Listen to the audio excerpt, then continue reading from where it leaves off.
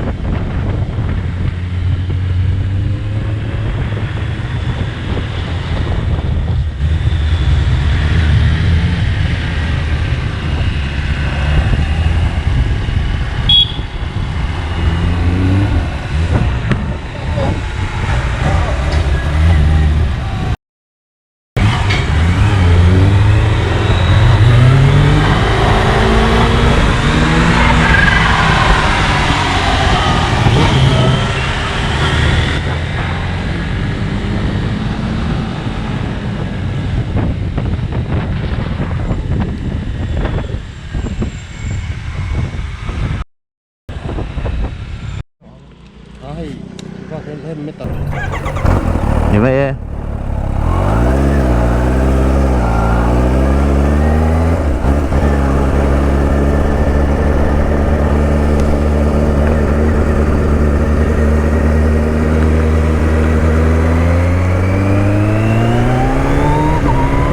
ăn uống về là cái gì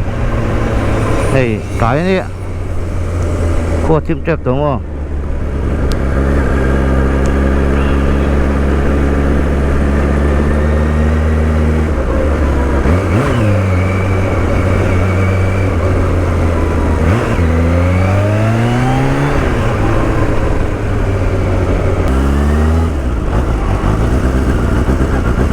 cái helmet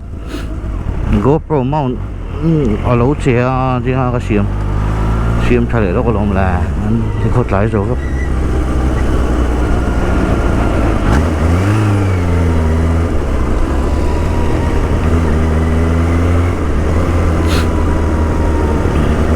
và thiên ra subscriber tới cảnh cũng dễ là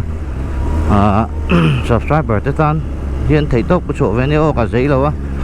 trong công ty cả xiêm lâu mua cái chung rồi chuan mình lâu support truyền tu te cả lom truyền khóc mày hey H2 te một tuổi ngàn hẳn call về đó nó như anh một chân cho con call về ta hay một xe hay hi mình cho mà chung call cái gì bốn này đâu à naked bike cái cover mấy cái này cột bằng thầy thế này đâu cho một naked bike này chú hay kan last ride te po ani me khop mai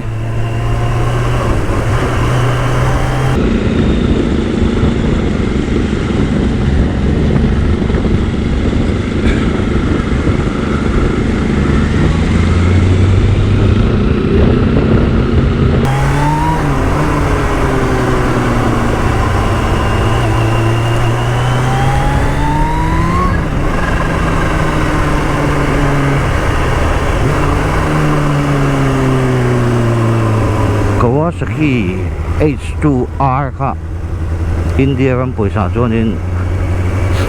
หน่วยสมเบียดบอร์เวลเนี่ย H2R ค่ะจูเต่าคบไม่แฮมมี่ฮิจูเอามันจัดกัน水龍水龍ไม่อู้เอาบวยครับนี่เฟลตักฮีอินโอมาฉันขาดที่จูมีอะไรงั้นบวย 많이 해 뭐이 너무 맛 없는데 간동 뭐 미야 행한 뭐이 주는 거가 뭐 탑 mi tei ma te mi dik te hi ngai sang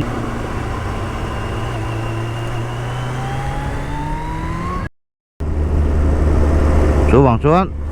dâu mi pa te kan ngai san rong te hi man thla ka hai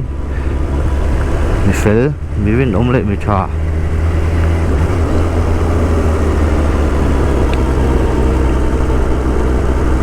ta kong hi ka kal ngai lo a ei jo kho chu kal chu anin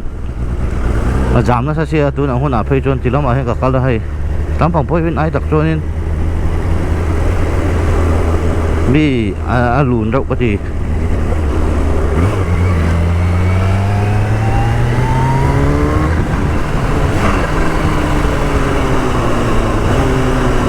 quick shifter pa smooth ngang mấy có vẻ là bike trouble à soi thấy thì bốc mo à và ui ông đủ và thì hi ni mo mình cho ông công chút khu lút có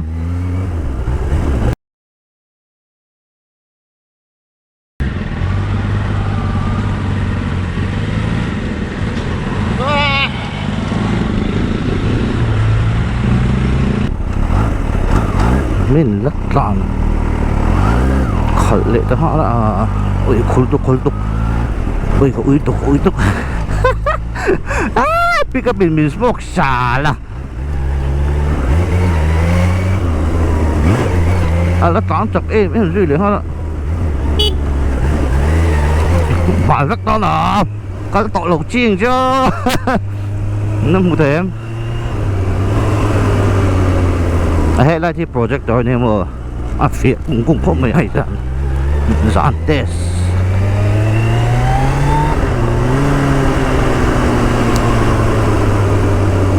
mà hi vịt tục ai vịt đi khiết chặt thốn cho cái mơ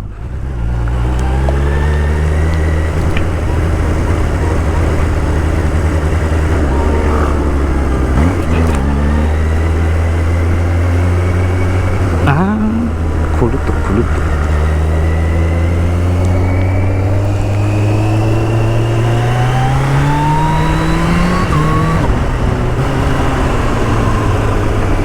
quick shifter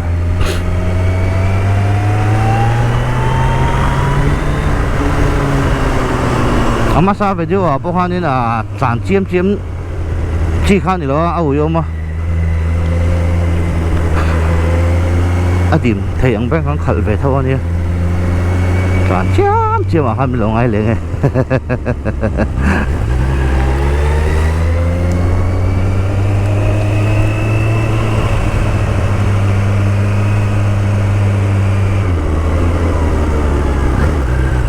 hôn ông nó tệ hít tiền được mà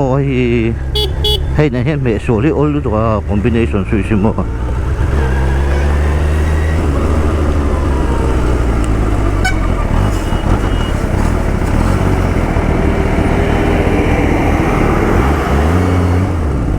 các bạn trong motor liền chặn đậu hết cái này chuông bụi trắng cho vắt làn sọc khủng thêm tiền traffic jam á tạm lại thấy thở về nó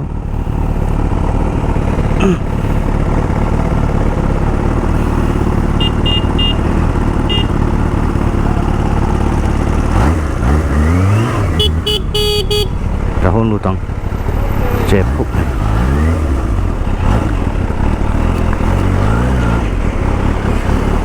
đâm đúc mấy mô bà liền vía về thì đầu chuan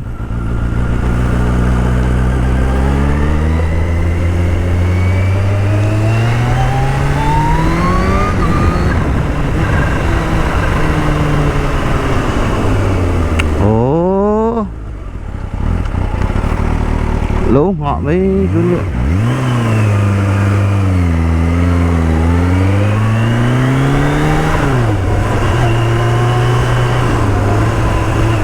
không biết là này là về tuổi này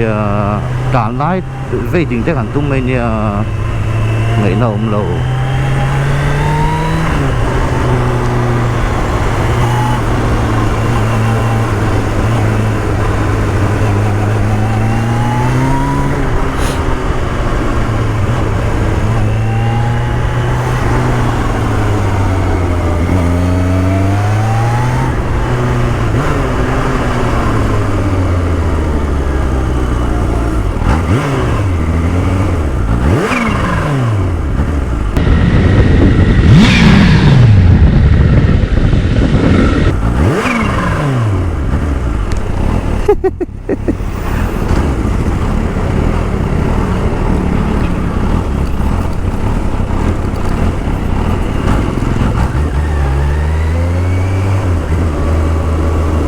già này cái mà han chua khát ta cái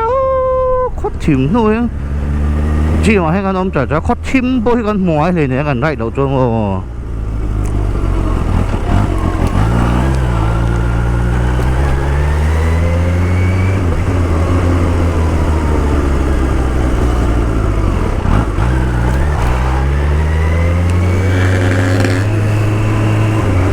dần lắm bằng video cho cái này khát về khóc đây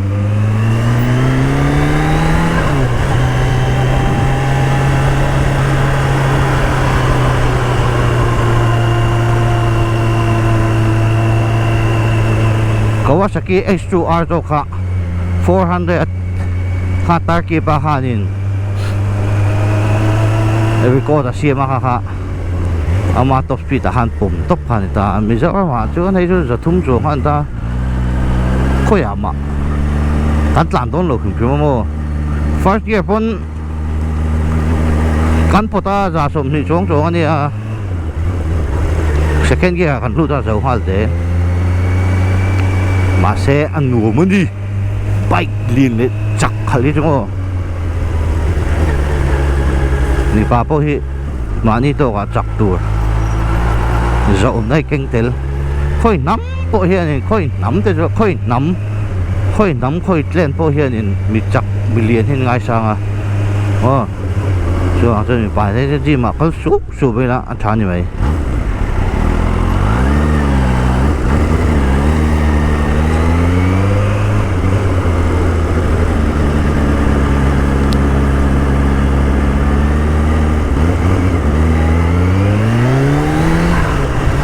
in vốn ngày hai đùa pha sa hẳn tí vắt đâu cắn trắng tí luôn mà mua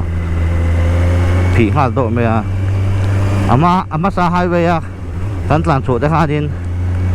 cái mà đi hết đi ngàn step back độ thấy mà áp coi về ngay bốn được beast tích tắc như vậy cắn mông hi ason pay độ bên này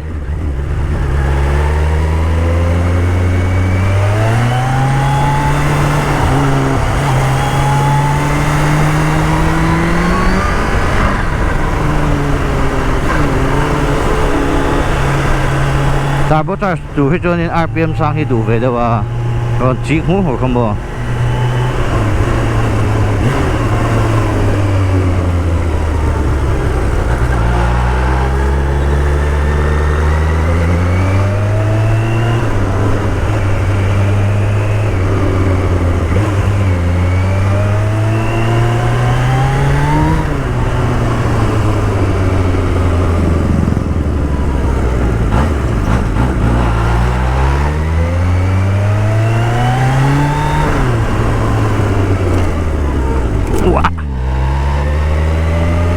suspension ni cũng chỉ có nuông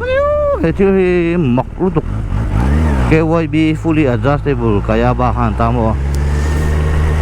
Olins le Brembo hi mang về European brand adang hi jo Japanese Asia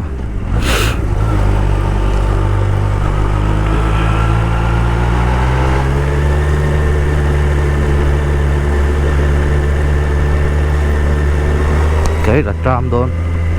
cái là hình restaurant là tắm chầu luôn được à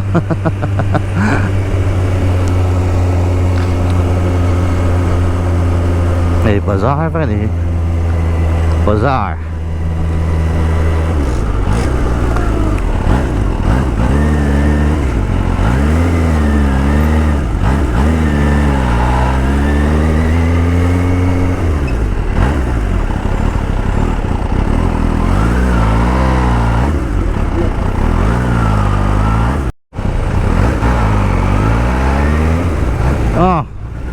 anh po chuyện sẽ hay thì hiện các làm pay tăng à làm mà tăng cả cô đó cái này chút này đều mày à bông còn dám à tiền là dám trả đó ông gì ông cho nó con đủ tổng mày đó nhé signing out from William Bolte as always guys peace out baby peace out đó đấy